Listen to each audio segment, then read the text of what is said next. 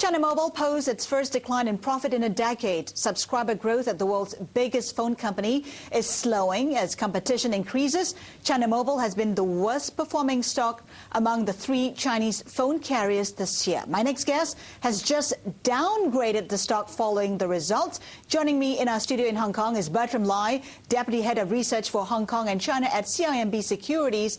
Bertram, that profit decline really, well, spooked you, didn't it?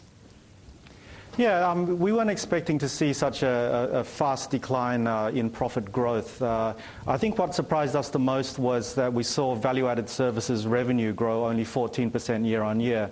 And value-added services are very much, I guess, a nice-to-have item. So I think we can read from that the economic slowdown is having an impact on consumption, especially of mobile services. And we're probably going to be looking at a much slower top-line growth and a flat bottom-line growth for China Mobile going forward. How concerned are you that its CFO has come out to say that the company can't sustain profitability in the long term? Well, I mean, I think this is actually quite well understood by the market. China Mobile's Ebitda margin was well over 50%, which is quite high by any standard, and it's fallen to about 50% now in the second quarter results. So we would expect the Ebitda margin to continue to decline going forward. Given increased competition, they need to come back down to a sort of a more market level. I'm looking at your projections. You have a target price of 86 Hong Kong dollars for China Mobile that was reached pretty much last week. Where does the stock go from here?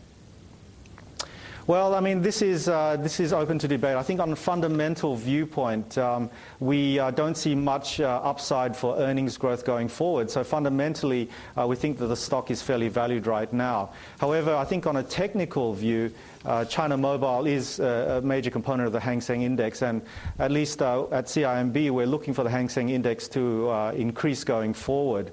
So given that there could be some upward pressure on China Mobile's share price to follow the Hang Seng Index higher.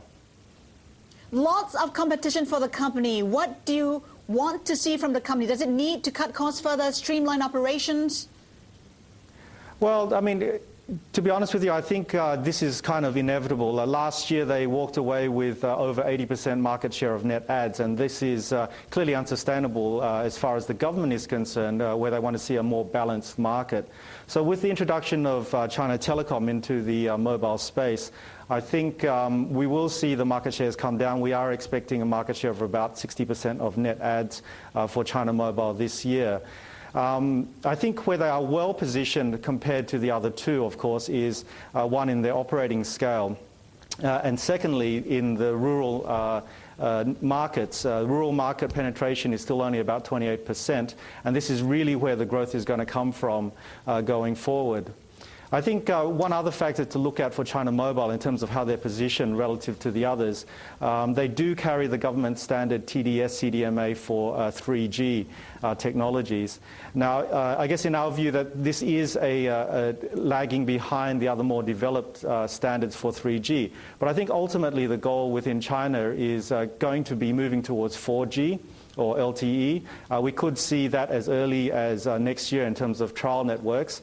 And we don't think that the Chinese government would like to see their own standard lose out in a big way to the other two carriers or the technologies from overseas. So we actually feel that China Mobile is actually quite well positioned in the long run to build off its rural base and to roll out the government's own technology. Bertram Lai, Deputy Head of Research for Hong Kong and China at CIMB. Thank you so much for your insights this morning.